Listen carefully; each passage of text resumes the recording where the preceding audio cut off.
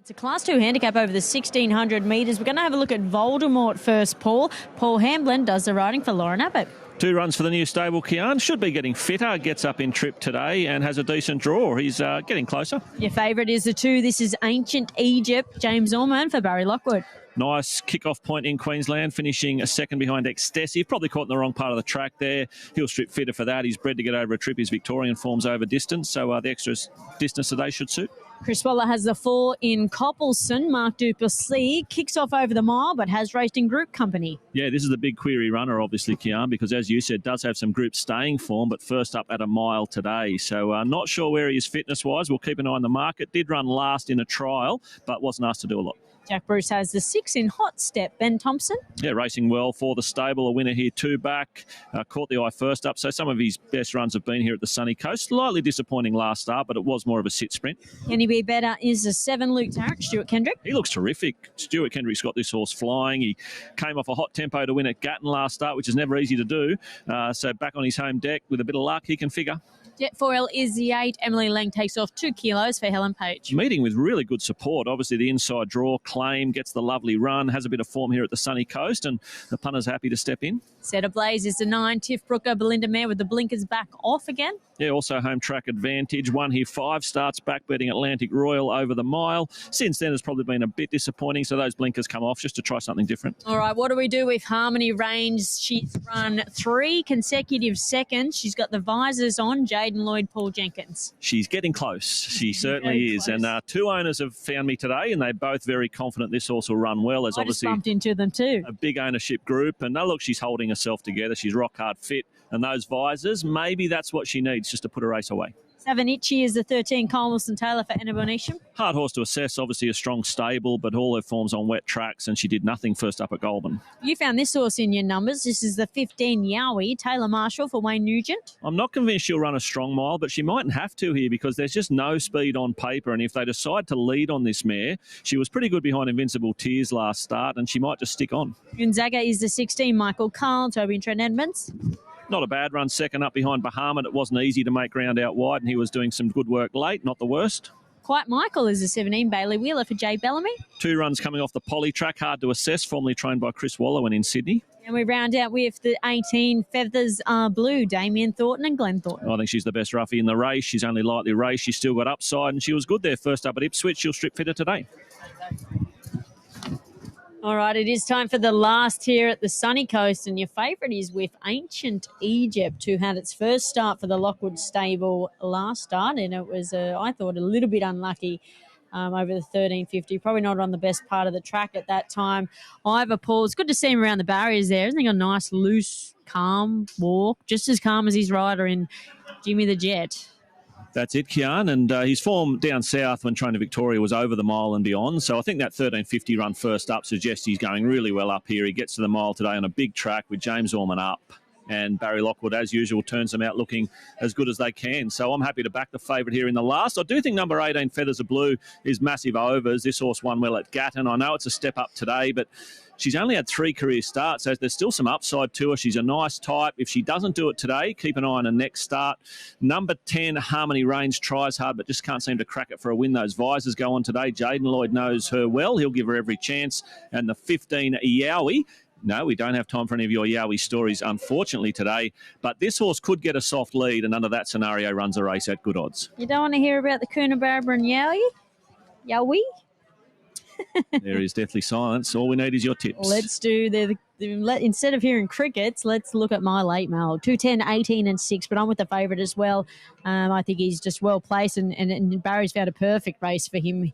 He's got a lot of upside. He's only lightly raced. He's a lovely style of horse. He does have to go to the 1600 second up, and he was very sharp first up, and sometimes they can't back that up second up, as we like to call it, second up syndrome.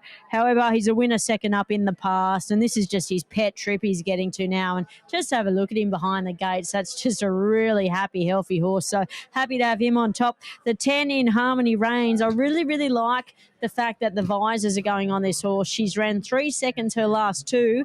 And she does seem to wait for him a little bit. She doesn't like to hit the front. So I think the key addition here is having those visors on and maybe an improved performance there to go one better. The 18 in Feathers of Blue, as you said, great roughie, gets to its pet trip second up, which was a formula that worked last preparation, where it bucked a trend too of an on-speed track in Gatton, and then the 6 in Hot Step. If it gets pressure, I think it'll be there some stage, 2:10, 18.6. Thanks a lot for that, Kian. If you've just tuned in, we had some very smart horses to kick off the day today. Show Me Mercy for Stuart Kendrick in the first, ultra impressive.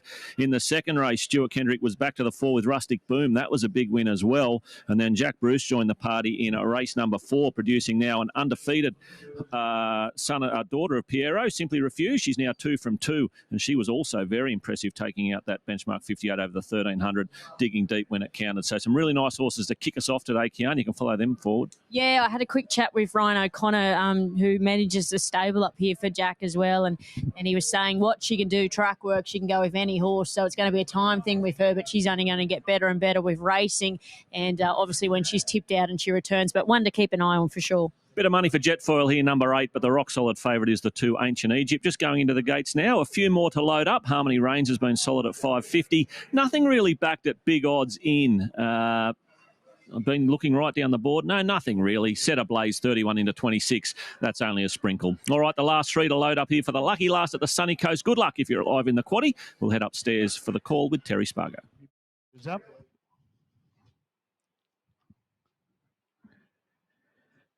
Harmony Reigns will be the last to be loaded away, and they're just about ready to run for the final event on the program. Ancient Egypt is the favourite, and a clear-cut favourite as the red light goes on. A mile, 1,600 metres is the distance of the last. The gates are back, and Coppel's Son and the favourite, Ancient Egypt, was slow to go. The favourite second last as they settle fully into stride.